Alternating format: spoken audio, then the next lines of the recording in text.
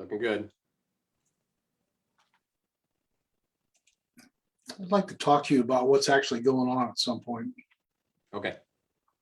All right, I think we are live, believe it or not.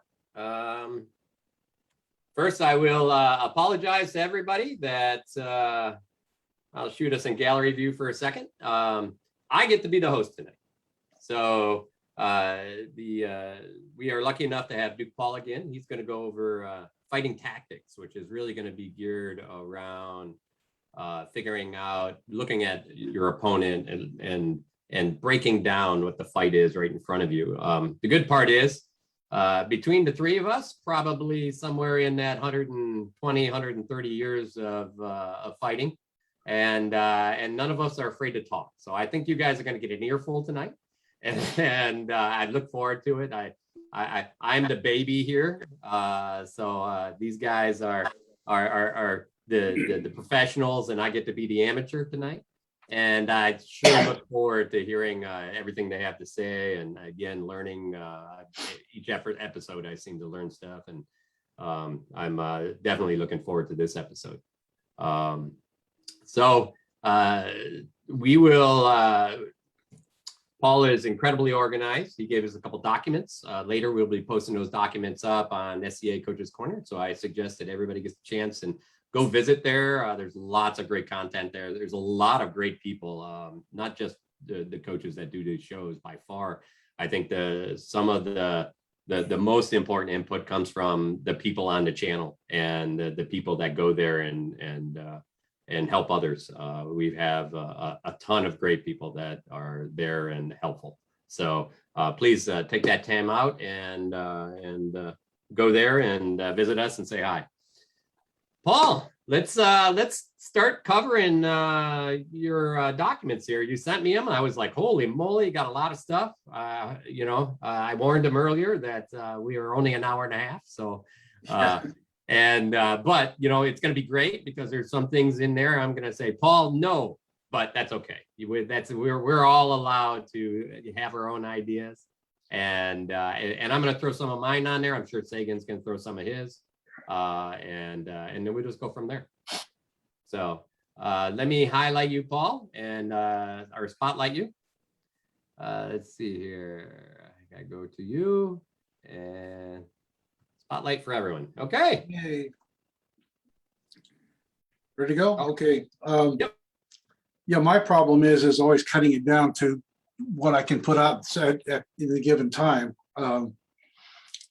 Way longer ago, I used to teach fighting on weekends, and I tried to cover everything I wanted to teach them 3 times in a weekend. And we get done by about 1 or 2 Sunday afternoon, and nobody can really learn anymore. Then we let them fight. Anyway, I hope I've cut this down far enough. So tactics is not just what you do if your opponent does a certain thing. Tactics is making some choices of how you're going to do your fight, how you're going to swing, how you're going to use your shield, whatever the hell, to allow you to do tactics that are more useful in beating people. So I'm going to go over these things at a fairly low level, right back down. We're starting with stance. Okay, everybody has to have a stance, and it has to be something that supports what you're doing. So you have some choices. You can have an upright stance, or you can have a crouch stance. You can have your body angled towards your opponent, like here, or squared. You can have your shield foot forward. You can have your sword foot forward. And I'm going to give you my preferences here. So as far as the stances go, I teach a very, very upright stance. One, it gives you better connection with your core. It actually allows you to use your core to move your weapon and shield. And it also helps with your movement. The movement I teach is almost everything in moving the sword and shields. I'm moving my weight one way or the other. I call it walking downhill because I always let the weight go down to wherever I'm going. And you can add the movement right in the middle of a sword swing. The body angled, I like it angled. if your hand's out in front of you, it's hard to get that real whipping power. You know, you can punch, but you better have some power to go behind that. I like it where I can whip with my body, flicking my sword out like a bullwhip. And strangely enough, I found it to help both your offense and your defense, because being upright with your body angled, when you move your body towards one corner or the other or one side, you can make your blade come around curves and increase the speed and power right in the middle of the swing for offense. And on defense, it would seem as if you are square, that you have your shield in front of you, and it's a good thing, but you're really rather open on the edges as far as you can get really open. If you have your body angled, it's really tough to get to either side, because all you have to turn is here, and then you have all this covered with a shield if you want to use a punch. And the shield foot forward. Shield foot forward, I think, gives you better power because you got that leg you can push off of. It helps with your shield use because you've got a leg underneath the shield helping to support and to move that weight.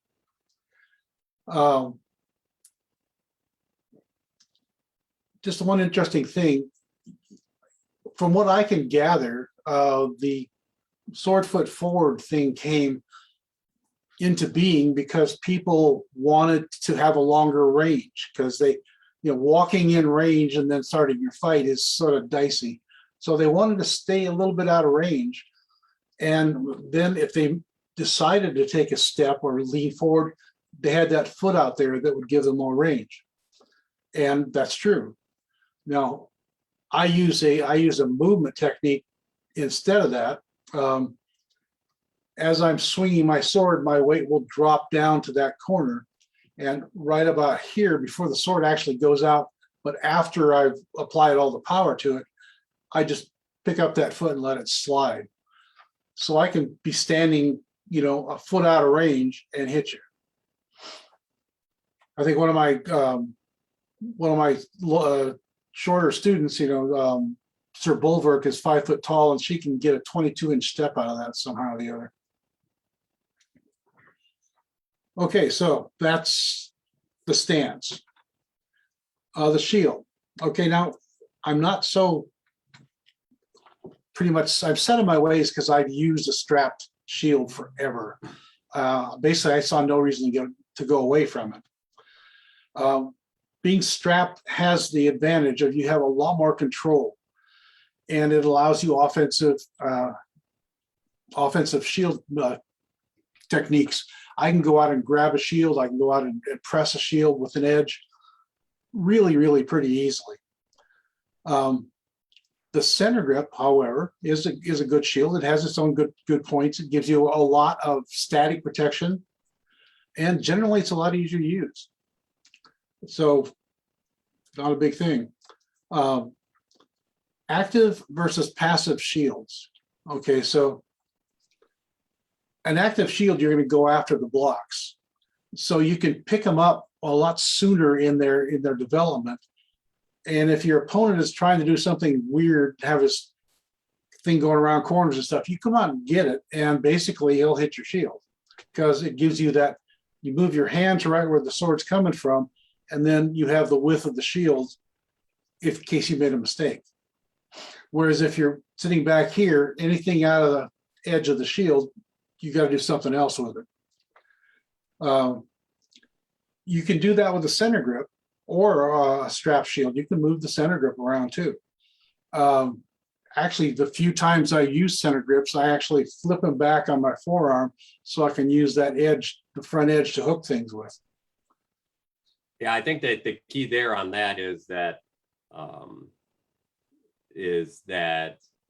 with the center grip, sometimes, and I think you nailed it. I fought strapped. In fact, my first crown was strapped, second one was center grip.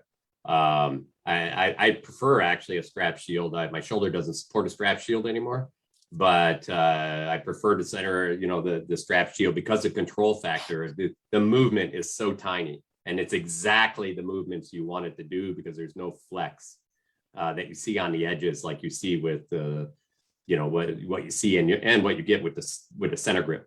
Nice part about a center grip, that the hands lower, you can still, when you do reach out and grab, you have a little bit more room on the front to grab with. You just have to remember that grab is more of a passing grab than a pulling grab because you don't have as much strength because of that distance with the one hand. So, I think there is definitely, there's benefits and there's minuses on both those places. And I think with any shield, you have to figure out what those things are for you and if those things are going to work and what the weaknesses are. So, Right. I think that becomes one of the huge parts to, what we're getting at here a little bit. I'm going to go back just one step back to the stance. I think we've seen stance all over the society, but I think the one key component of a stance, Paul, you nailed it, and that is that you're falling into those steps, that your body, your center is taking you and flowing into that movement. So, even in the example that you talked about where, you're sliding that foot, I do exactly the same thing, except I have a shield foot forward. And what happens is I essentially have a large passing step on the throw. So, it's I can hold that foot down until that sword's turning, and then I'm going and falling through. And, we get incredible, all of a sudden, the real understanding of your range becomes different. And this is, you have to be careful. And I think Paul talks about this a little bit, is that your center is not your shoulders. All right. Right, exactly. So when Paul talks about falling in, it's not falling in with your shoulders, which essentially tilts your body, eliminates opportunity for throwing high and makes you weak defensively. It's falling in this way. He's falling into the step. And that's the key to remember. He's staying stacked and falling into those steps. And those steps don't have to be all forward. Those steps could be right into the 45s and right onto the outsides of those feet. So the real key to remember here in stance is that you shouldn't be out of balance. Now, control falling isn't out of balance. Control falling backwards is not out of balance. Out of balance is when you can no longer stop. Yep.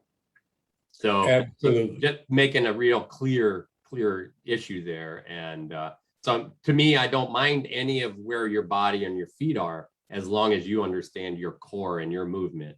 And then later on, that builds into your connection with your opponent. Sagan, you got something? I do. One of the things that we're talking about here is important to note because we're talking about shield styles. We're talking about the size of the shield. We're talking about how you've got it attached to your body, and whether that's center grip or whether that's strapped, it plays a part in how you perform. Now, when I first started out, I was with a strapped round shield. I don't mean it had a handhold and it had an arm strap. I mean, it had a handhold and arm strap, and I had leather lacings between the two. So literally, I did not have to hang on to it with my hand. It was not loose in my hand, but it was secured to my arm. And so I did not have to pay any attention to that. And this was a 24-inch round. I went from that to a 24-inch Spanish half round. And by the time I was knighted, I took to what Paul was using. And I was fighting with an 18x22 oval. And it was one of those things that where the shield for me became, all I need to do is block 1.25 inches minimum of a weapon. That's all I needed to do. And so that's where my training and my practice went.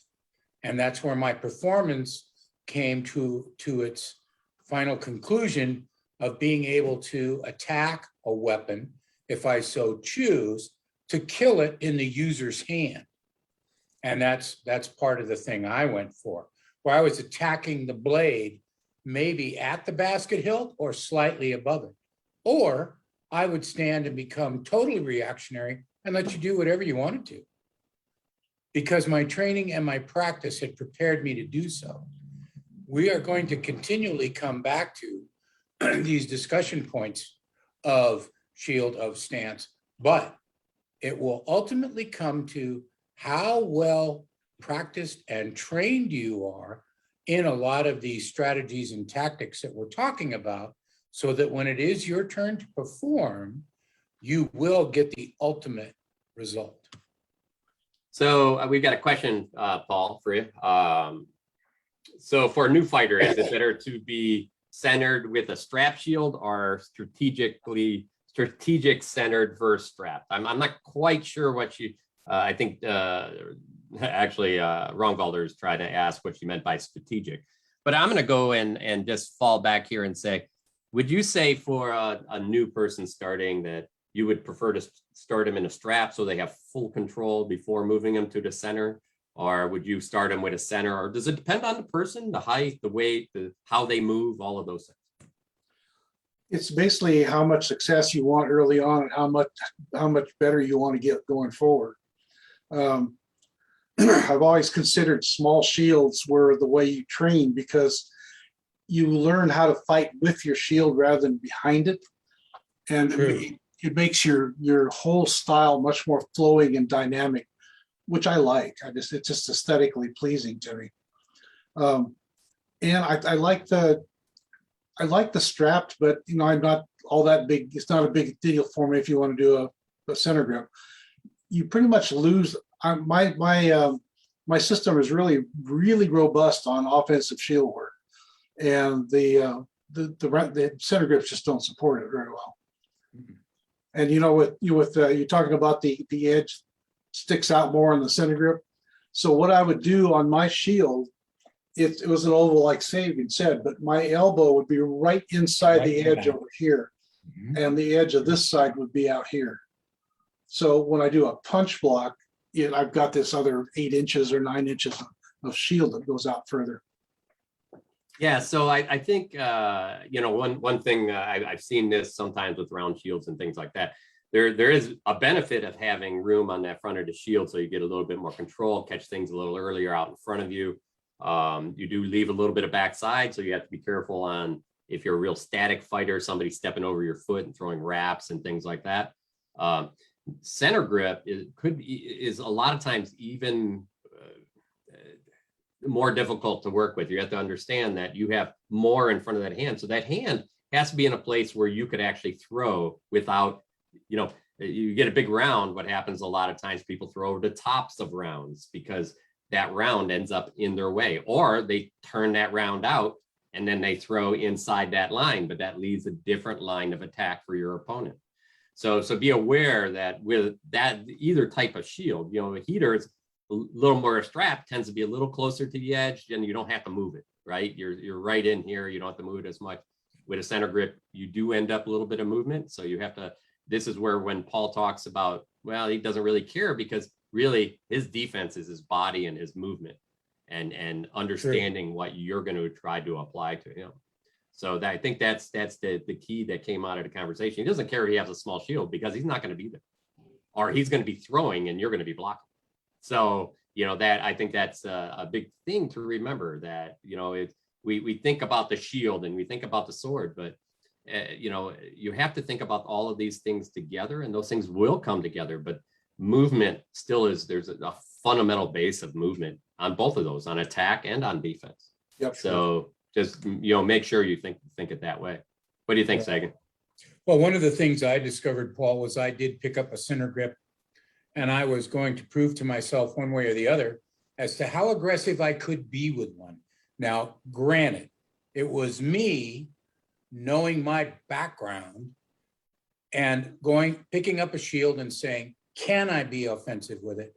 Bearing in mind that I had already made the decision that I could be, and then proved it out.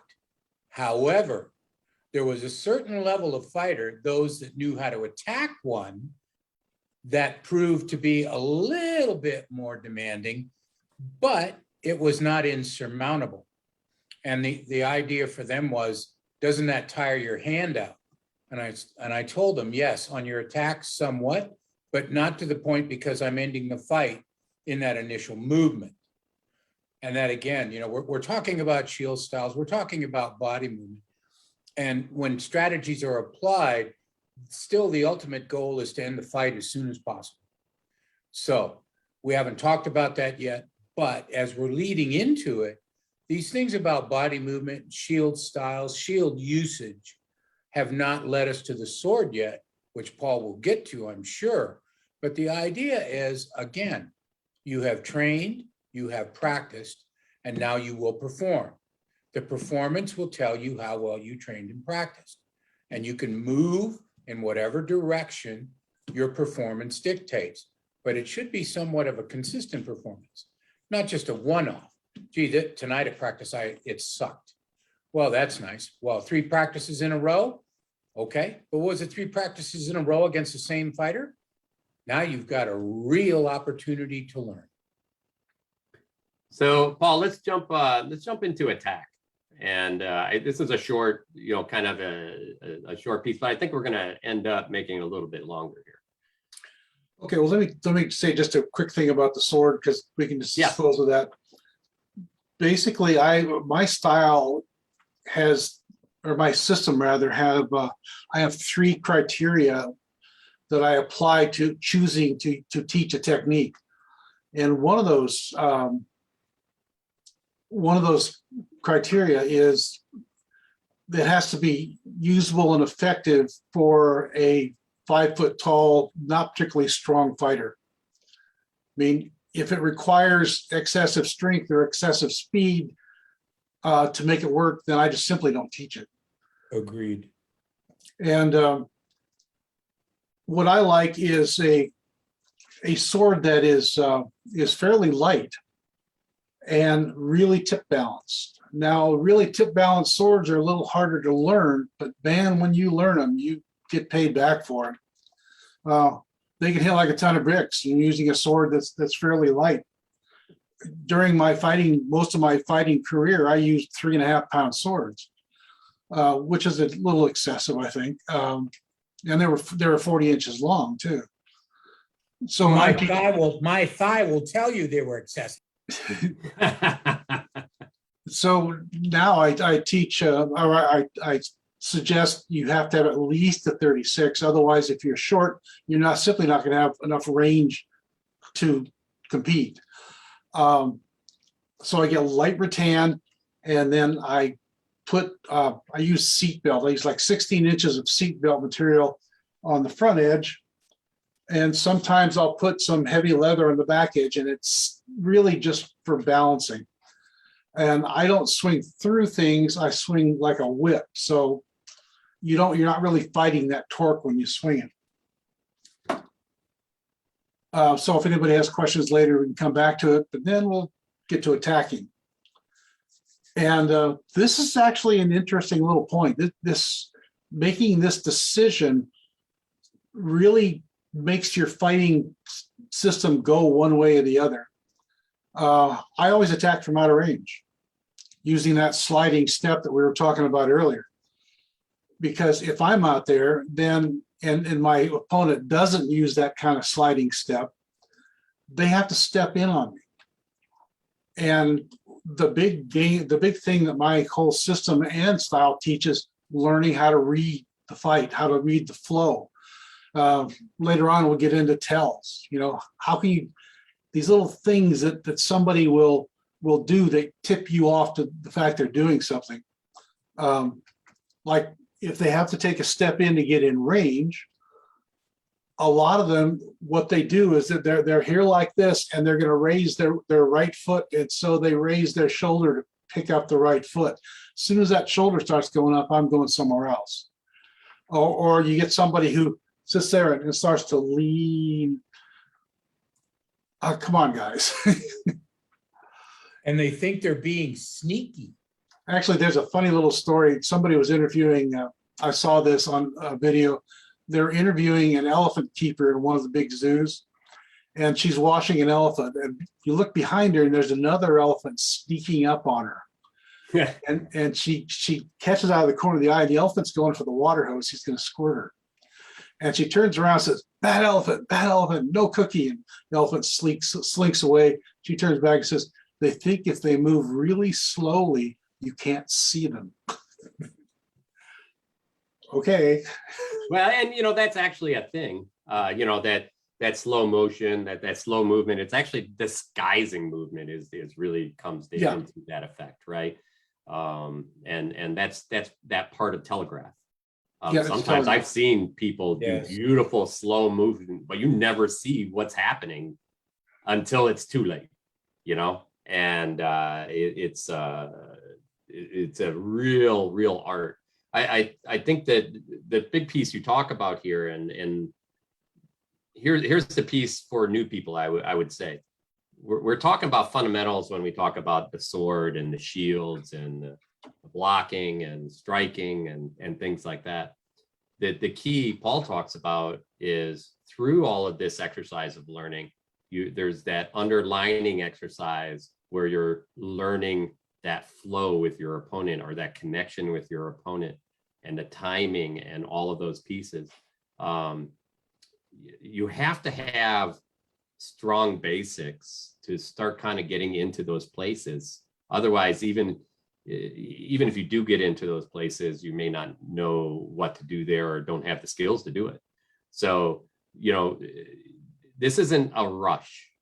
Some people are just going to do it naturally faster. They not only are they more physical and can and come out of something that essentially drives them through that sport.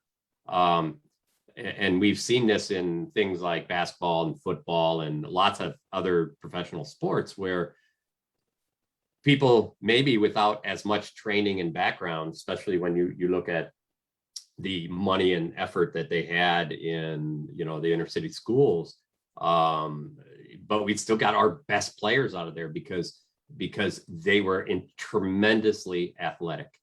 They lived a life like that. But now that has turned on its head.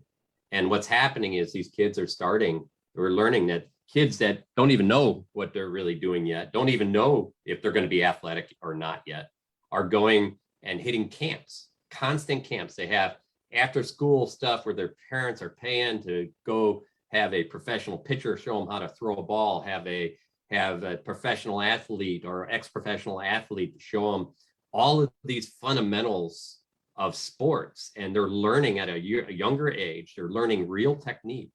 They're learning how to build power and build all of this together. And now we're having an effect where we're seeing those people enter into professional sports much more.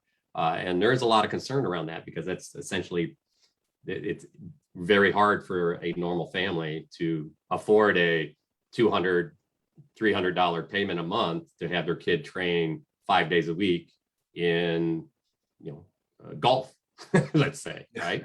But we all know if we were to train since age 8 and with a bunch of golf champions, you probably got a good chance of being pretty darn good. So be aware. Training is the key here. And you going out there, finding people to work with, it doesn't mean that they have to be at your practice. You can exercise, talk to people like, if I tell you the truth, workout wise, I get on the line and talk to Duke Mark, man. He does some incredible work. I don't think I could ever keep up with him, but having him define, and he has defined some great things for our sport that help physically us be more physical. And then you get on with Paul or Sagan or whoever else and say, hey, this is the shield I'm using.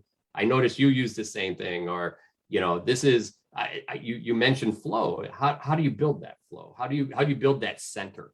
And you find those pieces and you pull those pieces together and you keep reviewing video and you keep showing, and they'll keep tiny little bits. They'll be like, right there, your foot is turned in instead of out. Right there, you're dragging your sword. Those kinds of things come out of that. But it's your job to go find that. It's very difficult to say, hey, it's your job at practice. Hey, Marshall, hey, Knight, hey, top guy, your job is to train me. Well, guess what? His job is to train himself. That's what he's thinking right now. So just be aware. Find the people, find the exercises. If you do have somebody training you at practice, involve them so they buy in as well, and they may learn something. But at least let them know what you're doing so you don't offend them, and that's how you build. So Yeah. So in that attack scenario, from out of range to in range, I mean, you do a lot of sliding foot, right, Paul? Yeah, I do. That's pretty much, I do it all the time. Right. Now, And I do too. I agree 100%. There's a couple things that actually we'll talk about at some point. And one of the big things is tells. So if anything moves before the sword moves forward, that's a tell.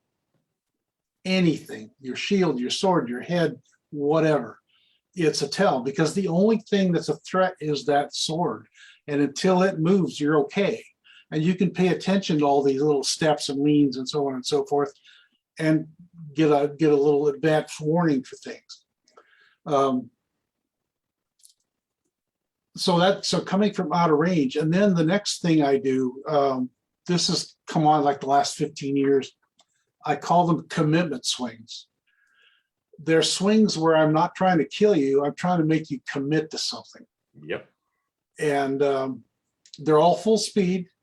And the other little neat thing about it is, like, I'm coming out with a snap and you go to block it with your sword or your shield, whatever you're going to block it with, and it doesn't hit you. And so you look up, and by the time you look up, my hand is down by my hip and the blade's coming halfway in. Because it's, I have to bring it around a curve. Every time the sword goes around a curve, if you do it right, it speeds up. And it's going to go around another one down there when it turns around into an offside teardrop. So it's really going fast. And we notice that a lot of people that block with their swords like this, they're trained to, as soon as they get hit, they cock to swing. Okay, so what we started doing is we started bouncing the sword off their sword, just skipping it off. And they feel that and they go back here. Well, what we're doing is actually a Molinet. And it comes in right about the time their hand gets the furthest back. Yeah, So I actually 100%. You're nailing that. I don't necessarily always throw full out, but I do throw check jabs, and sometimes that jab is literally like, I'll throw a half bang like this, touch, and then I'll commit and hit to the elbow or hit to the hip or body. And what you're doing is you're pulling people into a guard or a defense. Now, if you throw that check jab, and what I'm really just trying to find out is what my opponent's going to do. Bang! Oh, he starts swinging. I'm like, oh, great, counter shooter. Interesting. Yeah, right. Because the key, I think, and this is what Paul's talking a little bit too, is you're learning what your opponent's going to do. So in Paul's example, that guy pulls that arm back. You're like, oh, thank you. Now my Molinet works. He throws it. The guy doesn't pull his arm back or just ducks. Now he's like, oh, okay, now I got a different blow I got to throw. But either way, he knows what he has to do now. And that's the big part about throwing a shot, full speed, full force, whatever, or check jab, or my check jab's just enough that if you have to hit it hard enough that if you just change that angle a little, sometimes you'll like, here, I'm going to throw the check jab again, but you don't, bang, and catch them right over the sword into the faceplate, and then get full extension up, right? So the piece there is you got to be aware and use tools and like this to evaluate what your opponent's giving you. And that's a key. They're giving it to you. You just have to recognize it. Yeah, Sure. I do them full speed because I never really get in until I actually hit. And this may be on the third or fourth time that the sword moves forward, because I could come across, I missed here. I come down to the leg and I see your shield moving down. So I pull it through again and then maybe I'll hit over here. Mm-hmm. But it just gets faster and faster and faster and faster. If you want to learn these kind of flows, I teach a structured rhythmic slow work, which is the way to do it as far as I'm concerned. But we're not talking about that today. Yeah, there'll probably be another, Right. and you're at many places to actually teach Right. that. Sagan, you got Well, something. Yeah, the interesting point about this, and in prior episodes, we've talked about this word commitment. And we've talked about it in many different ways. But the idea is that a blow with a weapon of any sort, I don't care what the weapon is, has a commitment point where its force and its speed will either carry it through or it can be redirected. Same thing with a defense, right? You're about to move that shield. Are you moving it to block, or are you moving it to evade, or are you moving it to do some other strategy or technique? But the idea is those commitment points are identifiable. So I talked a little bit earlier about attacking weapons before, right at the hilt, whatever. It's before they got to that commitment point. Okay. So we're talking about, I committed my defense to the sword of my opponent before it reached its commitment point, with the objective of killing it right where it was. It couldn't be redirected, and it couldn't complete its flow. Now then, again, training, practice, and then performance. But it is a valid technique, and it is a valid strategy and tactic to where you attack them or you just let the person throw them. Well, we're talking about the use of a shield and a stick, right? Sword and board. What we can't truly absolutely get down into is the nth degree of the strategy and the tactics behind all of that. And there is a lot to be considered. Hey, Yeah, Paul, I've got this book, it's hey, Paul, let's go ahead, and since Sagan brought it up, let's go to blocking. blocking. Notice it's become very fashionable and widespread that people will block with their sword. They keep the shield down to block the body and stuff, then they move the sword around. That basically cuts your available offense in half, as far as I'm concerned. Oh, I love these people. Yeah. We were just talking about that they block with the sword and then they cock at the throw, and that's the real killer. You swing, you come back, and you cock. I never do that. I swing and then it goes back into something else. And literally having the shield out there allows me to do that. So if I'm blocking with the sword, I swing and then I have to block with the sword unless it's down here. I swing and I always block with the shield. So the sword's going about its appointed rounds, way, way ahead of what you're doing. And it just gets worse and worse as the fight continues. I always use the sword, I use the sword to block if I have to. For instance, you find a two-sword fighter, and a lot of them will rush in on you and throw. And what I teach is you block with your sword and your shield. You basically go into the A-frame with the sword and the shield, and you just block everything, because after about 5 blows, they will pause. And then you attack. But you're safe to do so because you blocked everything. Yeah, I think the key here is in what you're talking about is finding that flow and movement in a defensive way. That's how you can travel from one thing to the next thing.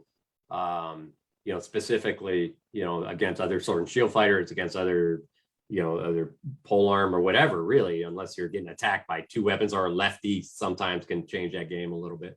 But the constant flow allows you to also include constant movement.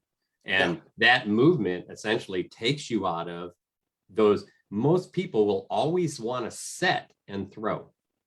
So if they're setting and you're moving, they have to reset, and then he's still moving. And in those movements, there's throws. So this person never is getting a chance to actually set and throw, because you're ahead of that throw. Now they also have to go into that understanding that they're going to be receiving. So I think defensively. And if they never get that chance to throw, that's fundamental defense. It had nothing to do with your sword and shield, right? It had to do with that flow and not allowing your opponent the opportunity to do something to you or set you into a place. Yeah. True. I mean, the whole thing is connected. You can't just pick one part and say, I'm going to really get good at this and that'll make me win. No, it won't. You have to have, everything has to, because everything supports the other thing. The shield supports the sword, supports the movement, supports the shield. You know, it just goes around and around and around. Absolutely. And the way you have practiced and trained is being matched up against the opponent and the way they've practiced and trained. So all of a sudden, at best, when you first start out, you may be looking at this as an even sort of match. So All right, we got another question real quick. Yep. I'm gonna go back to Paul real quick, and I apologize for not changing that, replacing the spotlight there for you, Sagan. I'm catching questions and doing it all at the same time. I apologize, folks. The question is, lefty changes your stance, correct? Or do you still keep your center, but the way you do it changes? Actually, I don't change my stance. I just change my body. So I'm my feet are here and they'll stay there. And my upper body, was like here, and it will change like this a little bit. So it brings my shield more into bear on their sword. That's about it. And actually, once you get used to it, it actually gives you sort of a wind up just in your stance, because I get my arm back even further. I can throw it faster and stuff like this. Yeah, so that's kind of interesting because Romwalder does a little bit when he's fighting. He tends to key on that sword, a little line on that sword as well. Not necessarily turning the body quite as much because we watch our feet very precisely. We like controlling the outsides of the lines of the feet. But he'll line up right into those spaces where that sword is and create that same effect. Yeah, agreed. There's a lot of ways to do it. That's just the way I do it. Yeah, right. The question is interesting in that, are they asking it as their opponent is lefty, or are they asking it because they're lefty? Right. So for me, once I realized, and Paul somewhat trained me into this, that left-handers look at things, somewhat in it. Things come from a different yada yada yada. Right, comes from a different direction. Right. I would stand there as if they were right-handed and let them go, fully recognizing they're left-handed, and let them think that it's another righty who doesn't know I'm a lefty. It's like, okay, if that's the way you want to work it. Now, so Paul, let's view it from the other way. The person is left-handed. Is your description still applicable? I'm saying it again. I'm sorry, I was reading the comment or next question. Yeah, I'm sorry. I just sent the comment off from Kesselkirk there. This whole host thing we've got going tonight. I think I want to vote now. Yeah, I know. I'm sorry, anyway, man. So Paul, we know that we can both fight left-handed as well as right-handed. So this person that asked the question, lefty changes your stance, correct? Let's address it from the point that they are left-handed. Does it change the stance? And I think you've already addressed that. Yeah, I don't really change it much. It's just I turn my body an inch more towards one side or the other, and that's it. I don't move my feet. Right. So let's go the other way. You're right-handed and the opponent is left-handed. What does it change in your stance? Same thing. Because you have to consider both your offense and defense. Right. And so if I have a real open stance, I'm going to close it down just a little bit on the top, because that's where the blows are coming from. Right. But I can't screw around with it too much, or it screws up my offense. Right.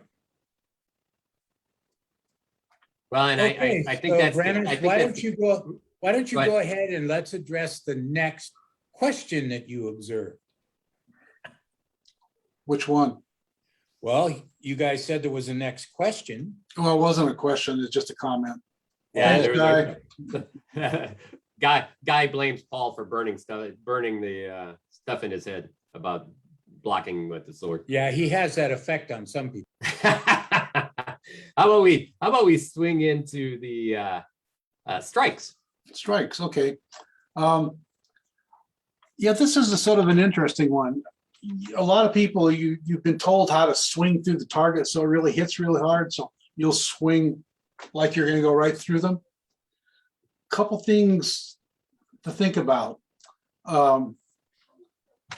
That shocking impact that we're trying to get, not just a knocking them over, but that popping thing, is a function of the time it takes to transfer the force from the sword to the body or whatever the hell you hit. So if you're pushing through that, the time of impact is as soon as the sword touches here to when it stops.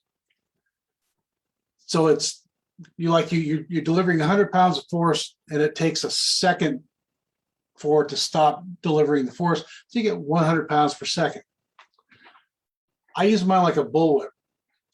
So I come in and I hit, and I'm only aiming like an inch inside the target. And what that does is that 100 pounds of force gets delivered in a tenth of a second. So that's 1,000 pounds per second force being applied right there. The other thing, which is more the tactical part of it, is that if I'm swinging to here, look what it did to my body. It just pulled me completely out of position for a certain length of time. And so I don't want to do that. I want to hit here. And then if you actually miss, then it'll really pull you out. I can take my regular sword, I can throw it straight out with no target, and my sword will bounce back at me because I'm using it like a whip. So it saves you a lot of time, and it controls your position a lot better. Yeah, I it's interesting because that's exactly most of my shots are all between the shoulders, and that also causes that straight line. And people wonder, you look at power through, that straight line. You can see that just by putting your hand on somebody's chest and pushing them backwards. You can get a lot of power with your body just shifting your center, because now you got all your weight going into them. Where if you put your hand on their shoulder and you try to move them sideways, now that's you could do it if you're a very strong person, because now you're using your shoulder and your muscles to essentially, and some of your leaning of your body to try to move somebody. But there's a lot more effort there because you have this pushback here, where if somebody pushes you here, it's easy to stop your arm. Yeah, basically, if you're doing it with a rotation, which a lot of our blows are done, the longer the distance between the center of rotation and the center of mass you're moving, the harder it is to start it. So it's going to slow down your sword if you're playing right out here with it. That's one of the reasons why I teach, all the way in here or like this, but always back and tight. Yeah, and the other piece that does is now the shot's going directly at your opponent. So that's actually the shortest line between you and your opponent. Yep. Right. So, that allows you to stretch that distance better. Sort of another little teeny point of tactics, because like I say, I'm throwing full speed fakes. So if I'm throwing directly towards the center and I change the angle of the blow like this, you're not even going to notice. So I just change the angle of my blade by like an inch out at the tip, up or down. And that means it's going to go somewhere else. It's not going to hit you, but you can't tell. Right. Same thing with the thrust. If you're coming in like it looks like it's coming right at you, all you have to do is like a half inch off, and it'll miss you, and it's going to come right into a Molinet or something. One of the other things we've talked about before, whether it's offense or defense, is delivery and recovery. And as Grace is talking about, if you overpower a blow, your recovery is now going to slow down, right? Because you've gone too far. You didn't need to go that far. You could have whipped and brought it back. You could have started your return and you could have been on to the next shot. But again, it's one of those things that in the training and the practice, is the proof of the performance. And so when you find yourself, if you get into a dead spot where you've struck something, whether it's the opponent's shield or it's the opponent, and you haven't already started a return, you've already gone too far, right? It's like, even if you strike a good blow, you get on to the next one, right? You're not stopping to thinking, oh, I'm done, I killed him, because you don't know that. But it, again, as His Grace has said, it's all in the learning. And it is one of those things that overcommitment is a thing to be taken into consideration during training and practice. Absolutely. So I think, one piece I see that a lot with is leg shots. I see people throw leg shots, and because either they're dropping or they're shooting that downward angle, that they pass through that leg, and their recovery is very poor sometimes. And that's probably one of the hardest place. And that same idea can be applied to legs. People don't talk about that, but that drop and pushing your arm forward and across your body so that sword is still traveling forward allows it to snap and come back. So, just remember, same thing. I think, Paul, you probably do this a little different when you cut that sword. Doesn't necessarily, if it doesn't come back, you're flowing into the next thing, right? Yeah, I'm flowing into the next thing. I never do that thing where you flow through and come out and swing back. Right. Because basically your arm from this point to this point to this point is a target. You're in the target zone. I don't care how fast you move. There are people that move as faster than you. So Indeed. All right. So, So I think we covered a little bit on the on the attack. Just a quick note on that attack. And you covered the whip and the power transfer and stuff. Maybe the next piece is this, and what initiates an attack. So your next piece here we're going to cover is initiate initial target, right? So Okay. maybe that's not initiate attack, but no, it is. It is. Okay. Yeah. You're throwing. You've stopped. Your opponent stopped. You're throwing a blow from there. Okay, so if you're going to use my strategy or tactic of throwing from out of range, it's still pretty fast. It doesn't lose a whole lot of time there because it's pretty efficient in throwing that. But it does, your opponent gets to see you move a little bit further, and they can get their weapon or their shield or something to block it, or at least mess it up so it won't get a good solid hit. So unless you're one of these guys that actually gets in range and plays who's going to juke the other guy out of position, in which case you should go for a kill probably. I don't do it, so I don't know for sure. You go to make them commit to something. Now I'll come in like this, and it'll look like a snap coming to your head, and you're going to go like this or go like this with your shield. And by the time you've got to the point where it would have blocked it, my sword is 2/3 of the way through the next technique. So I want to move your attention and your weapon or your shield to a place where I want it to be to free up something I want to hit. And then you can do another similar thing, and you can go through 3 or 4 of those, but it gets a little silly. So I say, if you're doing it from out of range, then just set up something. If your opponent has a defense that you just can't get through, even if you're fighting in range, then set them up for it. Where do you want their shield to be when your next blow comes in? You want it over here? Okay, great. We'll throw over here and let them block it, then swing around this way. Yeah, I think one of the big pieces you talk about, that out of range piece, and this is the piece I want to make sure everybody understands, is when you initiate that out of range transfer or the closing of distance, it isn't with a step or something like that, because that step is a telegraph. The foot is very easy to pick up from your eye line. So the way you initiate that, and Paul talks about this earlier, and that is the slide. and the center moves. Your feet don't even need to move, and your body can move 6 inches closer to your opponent. Mhm. Still staying stacked, still ready to throw. And just as that sword starts moving, now he's sliding even farther into your range and hitting you. If he doesn't, or moving you to a position so he could throw into the second one, because he knew that this position would move you, and then his second shot would be there, and then he may throw a third, and then he slides into another position out of range and prepares to re-attack again.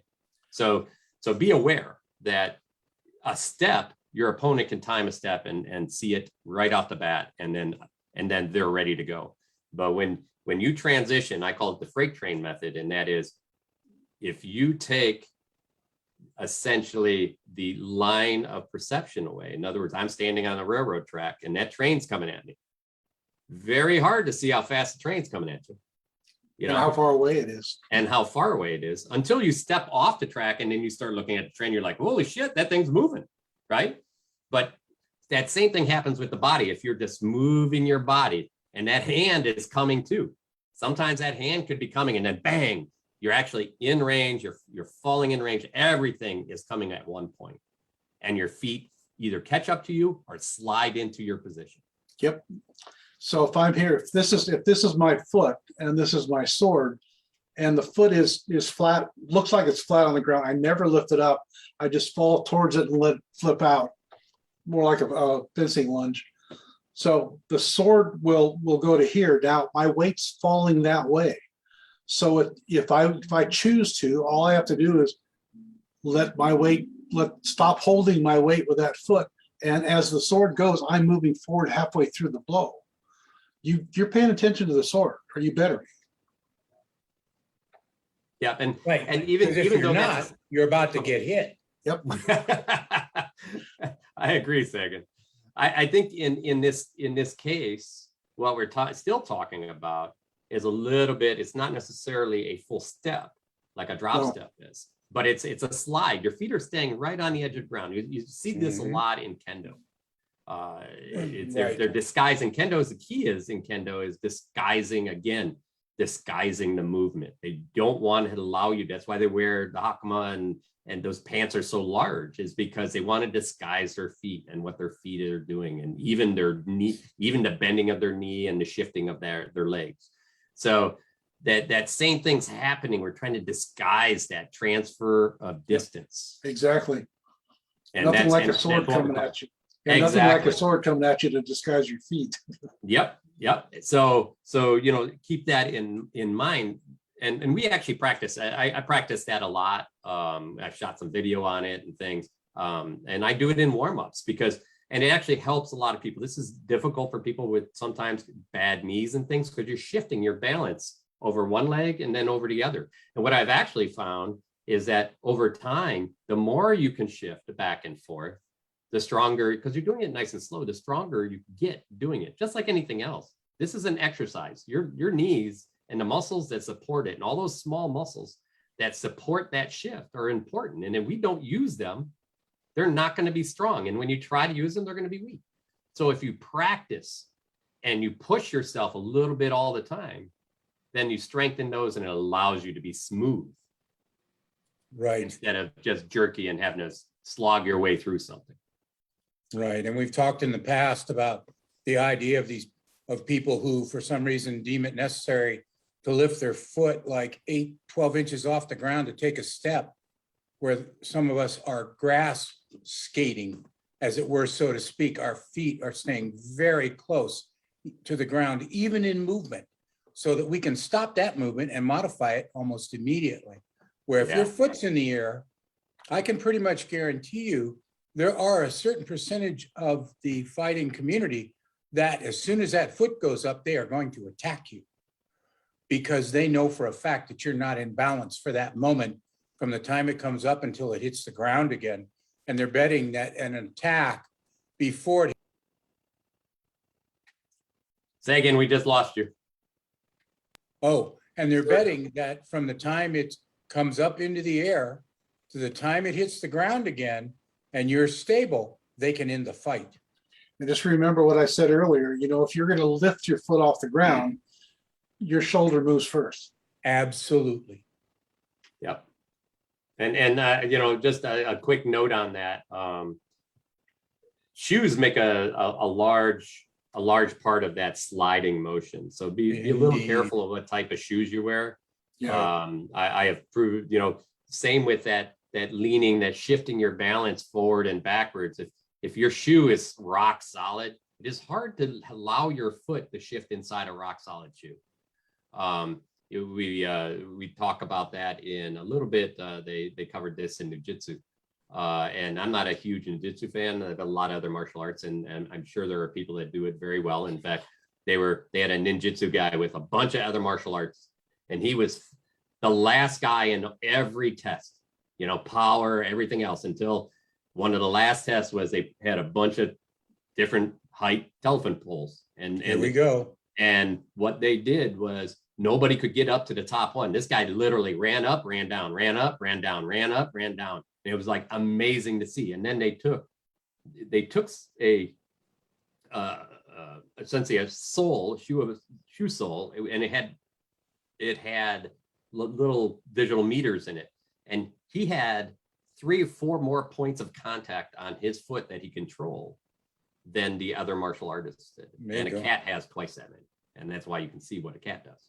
And because he trained that way, and because he was able to make contact and understood his foot and how he had felt those places in his foot, he could use that. And that same thing goes if you're I used to be a combat boot guy, and in fact I used to be an engineer boot guy, which is even worse. and you just don't feel it. And now a turn shoe, boxing shoe, covered boxing shoe, whatever you're going to do, keeps you low to the ground, keeps you in contact with the ground. Right. Remember, the ground, I literally love feeling my toes almost rip the dirt from the ground while you're throwing a shot. Yes. Claw it with your toes and own it. Yep. All right, Paul, we're on to the next one, I think. Okay, feints. Body or sword feints. Okay, so we've said earlier that if anything moves before the sword moves forward, it's the tail, right?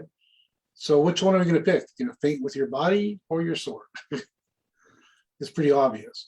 You see people that, you know, they're sitting here like this and they lean all the way over here and swing at an offside leg. Come on, guys. Yeah. Yeah, so I mean, So it's pretty obvious. Yeah. And again, that's that travel that's that you're showing somebody your shot, right? You're showing somebody that long shot. Just a little demonstration. Hold on, let me replace. Okay, go ahead. Here we Okay, go. so the guy that's going to lean over wants to get my balance, wants to hit here. And I'm going to stand up and I'm going to come in and go for a snap, and then right about here where the sword is going to pull me that way, I'm going to step. I'm going to hit in the same place. In balance. Yes. In balance, no tells. Nothing And at that's all. the key, is no tells. And I've seen some people cheat the tell, right? I mean, and I see it actually. It's always one of the things I love out of the West, and I really you have to. I've done it once or twice with the changeup. Uther throws a beautiful changeup, and I bug him all the time on it. And then at a fight practice, I finally was able to do it. Put my shoulder in some weird positions for my shoulders, so I don't tend to do it. But it was even, and the other reason why I don't tend to do it is I went back the next week to try it and I couldn't do it again. But I did it once. I pinged Uther and told him, "Hey, I did it," you know. And but the thing I like is that change up. Sometimes I see out of the West, and I always get hit by the first one. Never misses. They'll start throwing something. I'm like, well, there it is, and then they change it. Guess what? I love that. And that goes So, back. That go ahead. goes back decades. I got to tell you, it was one of those things that when, you know, working with Paul and working with Radnor, was like, so what if I go in between? Right. And then there were other guys, you know, like Stephen McKeenrug, you know, they could do that on a whim. And it was like, okay, let's go over here. I want, how do you do that? what's literally the trigger, right? Now, a lot of it was dependent upon what your opponent's willing to do, which makes sense, right, Brannos? I mean, you're standing there, like you just said, oh, here it comes. Well, you're expecting one thing, and the next thing you know, that's not what it is. And so it was one of those deals where, wow, this is really something. If I can, again, a lot of our fighting is based on what our opponent perceives is going on, right? And the change up is one of those things where when they perceive it and it's not real, it's going to really, when it happens. Yeah, pretty much the only kind of change up thing I do is you start the sword arm moving, in a way you want to capture the attention of your opponent, but you haven't committed your hips. Right. You just move the arm somewhere, and then at some point your hips go the other way, and there we go. You hear about a rising snap, and you see it gets sort of a little dip like this. When I do a rising snap, my sword touches the grass on the bottom part of it, and it comes up to your head. Nobody does it anymore because I don't. So, yep. So we got a question, and I actually asked a counter question to this, and I'll cover it since he's actually hitting the spotlight of my home place. The question was, is there a good source in Penamere, Middle Kingdom, for line fighting tactics? So I'm not quite sure if you were thinking that the tactics was melee tactics, or if you talk about line fighting tactics of essentially attacking in different lines. I mean, you can attack through a 45, you can attack straight on, you can attack into outside 40, you can attack along an angled 45 or pretty much a horizontal 45 sometimes, depending on how your opponent's moving.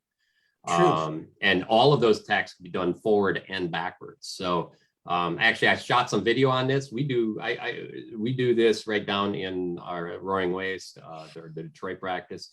We do this with boxing mitts, and not only do we walk angles, changing those angles forward and back, but we also make sure that people find that flow of when to step and throw, or when to fall back and throw, or which foot's going over, so it allows you to flow with your power. And you'd be surprised, because we've never practiced this in the SCA. I'm amazed on how many people literally stop, throw, and then walk again. Yes. Yes. You like that one, huh, Paul? Yeah, I do. So, and it happens, and I'm not talking just normal people. I've done this with other dudes, and they'll bang, and then they'll start walking. Stop, set, bang, walk. And so, one of the best times I have in examples of this is I love watching people break into a reverse 45 away from the fight, like we're supposed to. Right? It's like, oh, this guy knows how to move. This is real nice. He broke away, didn't fall straight back, so I could double jab him. He broke into a corner. The best part, though, is I can break that same 45 going forward and throw shots. And I'll hit them, and I'll be like, oh, it feels so good in my soul. But I'll tell them they did a great job, because they did the right thing. I just knew the right answer. So one of the things I do, because one of the things I'll cover it much later on, is infinite combinations.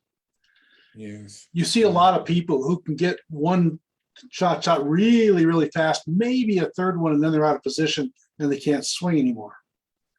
So the way I'm powering my blows now, instead of using a lot of hip, I'm just using my core to move my body. So if I've swung like this, I'm literally doing like a headbutt. And I only move about a half an inch or a quarter of an inch, and it starts to sword into the next blow. So as I'm walking, I'm here, and then it's just that little pop, pop, pop in between the blows. And so you get a blow every step. Yep. So I think, I think that's a big part, and you get a blow every step while you're moving. Yeah. And I think that's the piece I think people could spend more time at doing. Oh man, it really it freaks the hell out of an opponent that hasn't seen it before. They just go nuts. Yeah. And this is, you think that, oh, I'm moving and throwing. And I think if you really started looking and you know, and watching some video, you'll find that you're probably setting up, throwing, and then moving before or after. And I think what Paul just pointed out and showed people is sometimes even that nice slow work where you're just one person's going backwards and you're throwing while you go, right? And then you could do that on a 45. This is the same thing I'm doing with gloves. The idea is to practice it. Doesn't be, I do it with glove and boffers all the time. That way I can put, you don't even have to have helmet on. We can just do it all, you know, nice and relaxed, and we work angles. And then at the end of doing all those angles, I go free form and we'll just make a connection and we'll just keep walking around, keeping the exact same distance and throwing, so that you go from I'm walking forward, I'm walking backwards, I'm walking angles, I'm sliding the sides. Now we're free form. And guess what? We evaluated, we essentially went from something very simple, forward and backwards, to a little harder in angles, side to sides, the hardest. And now we went free form, and you not only learned how to throw in your flow, but you also learned distance and how to make connection with your opponent in what is a beautiful exercise. Indeed. The other thing you can do is actually, if you're fighting with doing the slow work, you know, you're moving here and your shield's coming out, and you're moving here and your shield's coming out like that. So we do that a lot too. Yep. So next one, we're talking about feints. That is the next topic. But we already sort of did that, didn't we? Not really. I mean, I think you talked a little bit about maybe some jab, fake or body fake, or you know. Yeah. So now you got different types of fakes and why you would do fakes, and you got body fakes, you got sword fakes. Yeah, pretty much about, like I say, anything but the sword moving forward is a tell for me. So it's pretty rigid line, but that's where I'm at. Okay, so let me ask you this then: do you use any a shifting, just moving and shifting into something, and a fake is even just a motion into a corner angle will pull a person into that angle? Do you use any of that? Make it look like you're going to start going, but then take it away? Well, I'll probably actually do it in a two-blow combination. And I'll start the sword moving here.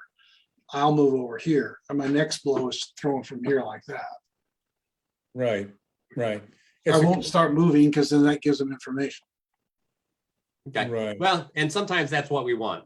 Sometimes we want to give people information. So yeah, as long as you're out of range, you can. There's the key. Shit, There's the key. Hey, Yeah. and real quick on that out of range before we forget the subject, and I'll let you answer this, but you pointed something out in another one of your documents, and that is, where do you start a fight? Right? In your other document is like everyone tends to, hey, I'm going to get in range and start this fight, right? Yeah. Where do you like starting your fight? I usually like to start at about a foot out of range. Yep, I would. And I may not come into range for 3, 4, 5 blows.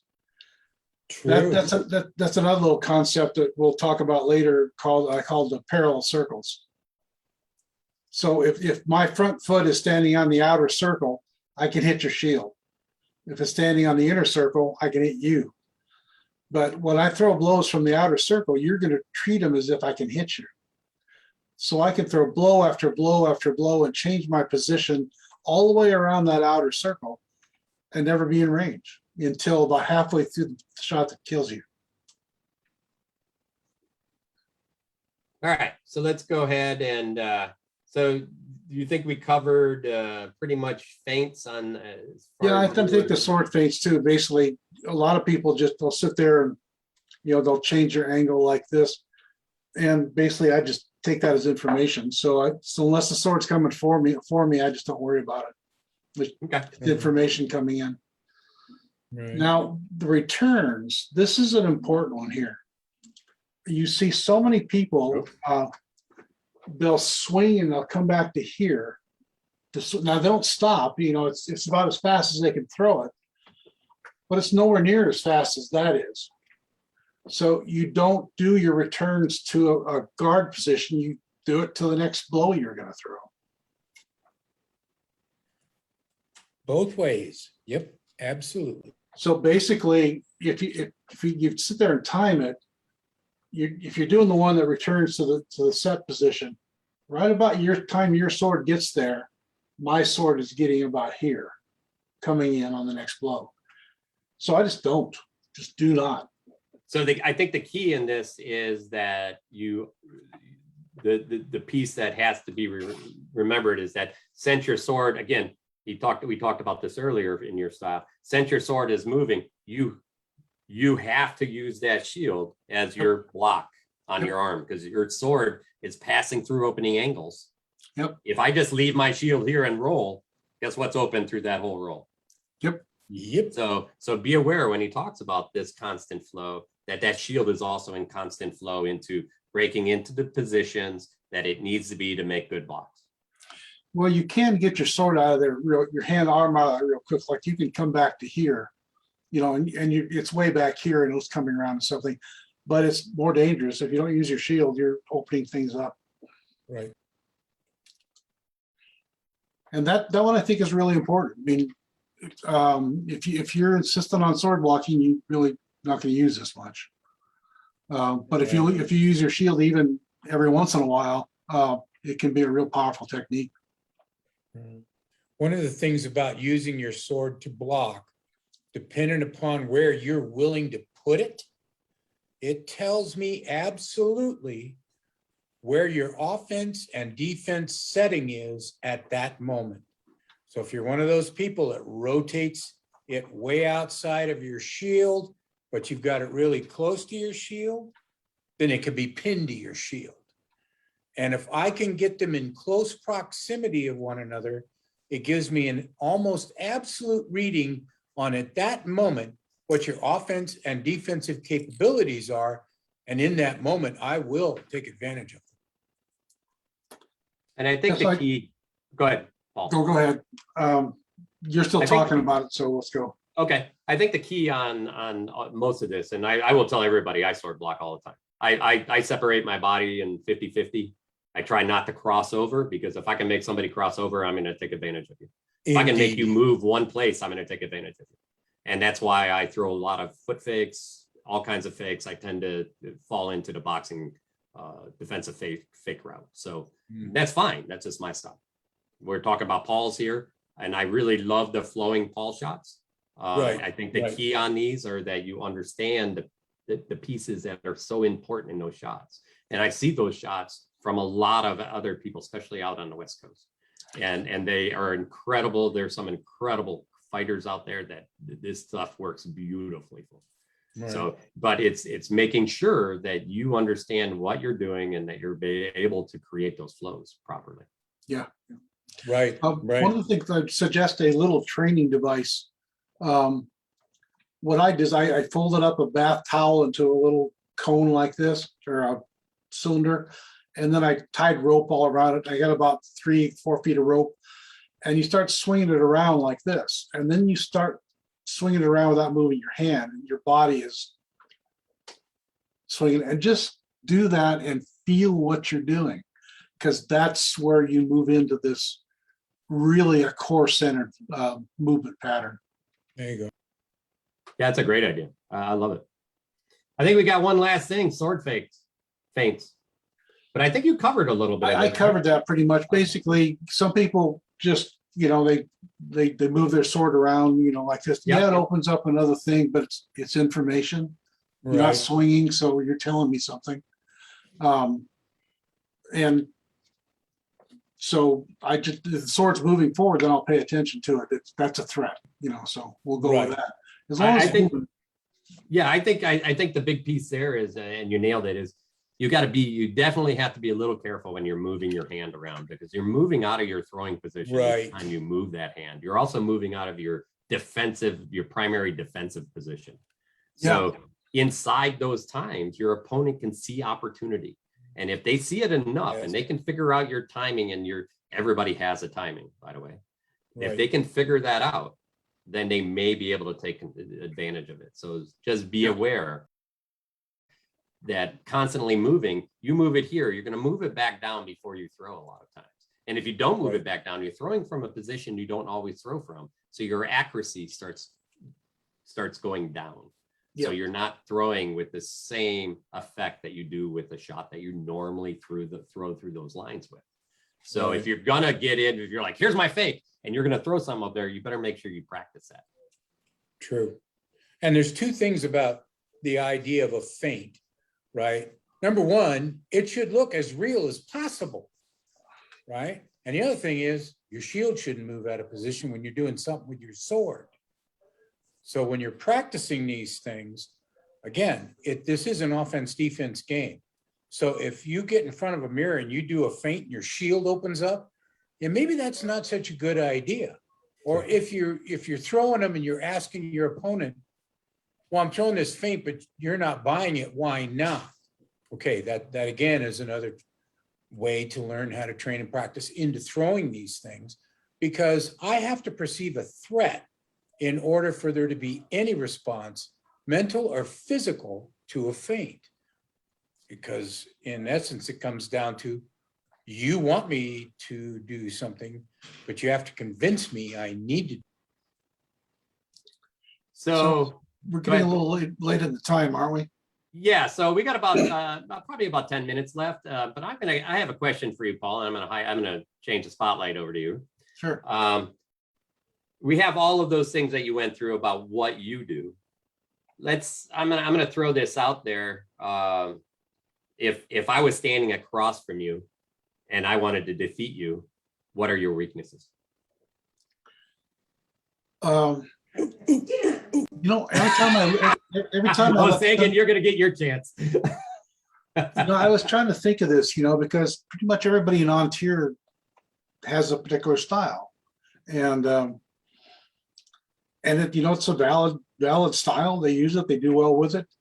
But if somebody is using that or any other style and asks me what I would tell them to do to improve, I always tell them to use what I'm using.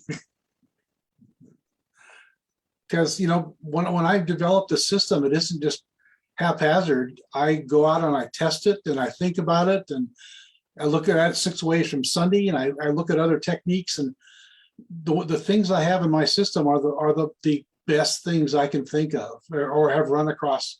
I'll take a technique from somebody else.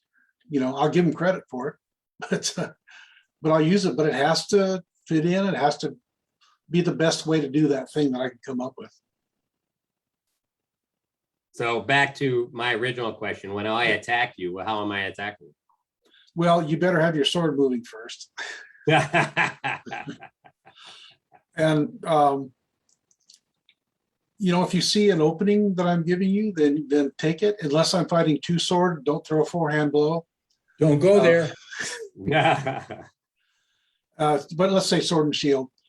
You don't want to give me anything to play with. So you're going to have to tie up my sword a little bit. So probably instead of swinging at my side here, you want to swing across and aim at my sword. Right. And then you want to get your shield in front of wherever it goes. So you can actually take your shield and just imagine a little gun sight, a little circle with the crosshairs on top of your shield hand, and follow my sword around with it. Yeah. And just keep swinging. A little bit of Wing Chun right there, baby. Yep. You don't want to Push and stop pull. much when you're playing with me. You got it. Or Hey, if you do, Sagan. you want to be out of range. So Sagan, you talk about beating up Paul all the time. Tell us how you did Well, wait a it. minute, what did you just say? All the time? Yeah, that's how I would describe my competition fighting with His Grace. Yeah, I beat him all the time while I was dreaming. So the idea is that one of the things I learned very early on, especially from His Grace and His Grace Radnor, was it became apparent immediately that use of diagonals was something that was an imperative, Yep. right? Because attacking in a straight line was an absolute no-no. And if Paul was armed with 2 sword, yeah, you had issues right from the start, okay? Was one of those things, get in, tie him up, but you needed to be in movement almost constantly, right? On one sword, off onto the other, right? On one sword with yours to the shield with the other, right? And you needed to be in movement, because if you stopped in range, things were not Yeah, going to you go were well done. for you. So it was one of those things where His Grace had taught me to do a pass through, right? You go off to the diagonal to the right or off to the diagonal to the left. And again, when he was armed with two swords, it was a dodgy bit, and you knew he was going to follow you, right? So the imperative was be prepared, right? When he was fighting sword and shield, it was different. Okay, when I was first learning, it was like, oh my God, this is a fortress. Okay, as I learned about diagonals and I learned about sword movement and sword feints and how to try and take control of the shield, and I could split timing in between mine and his, which is an advanced technique that we won't cover here, but it was one of those things. Things became easier on the attack to the diagonals, but I never stopped. There was no way I was going to be willing to stop in range. That just wouldn't happen. And it was one of those things, again, I lucked out having the two trainers that I did, because if you stopped with either one of them, you knew you were going to have serious issues. And every once in a while, as a training technique, I would do that, right? First couple of times I tried to tie up with His Grace Paul when he was fighting two sword, I learned what it was like to be flung backwards, right? Because I took control of both weapons, not realizing that he was in a brace position, and all of a sudden I was going backwards and being swung at. So there's, again, when you're trying to discern a strategy or a tactic of your opponent, be very aware it may be something you have not thought of yet. So in movement against His Grace was a good idea, absolutely. If you wanted to attack him in a straight line, well, then there were lessons to be learned from it. So it was, it was never one of those conditions of combat that I walked into with the idea that I was absolutely going to win. I walked in, as with most of the others, I will perform as I've trained and practiced, and I will learn. Yeah, if you ever fight me two sword, like I said, don't throw forehand. What you want to do is you want to use one of these commitment swings. And so either one of my swords is here. You want to throw straight down either side or diagonally about 6 inches under the hilt and make me chase it. Because you got to make me do something. Otherwise, I've got both swords sitting there waiting for you. Yes, and they're both loaded. That was the part that you had to learn. They're both loaded. And if you see me, if you were fighting me and I'm using a great weapon, either a Nodachi or a glaive, don't think you want to charge in because I don't have a shield. That is not a good idea. You want to get in, but you don't want to get in that close. You want to stay about your perfect sword range away from me. You got it. 1.5 feet, baby.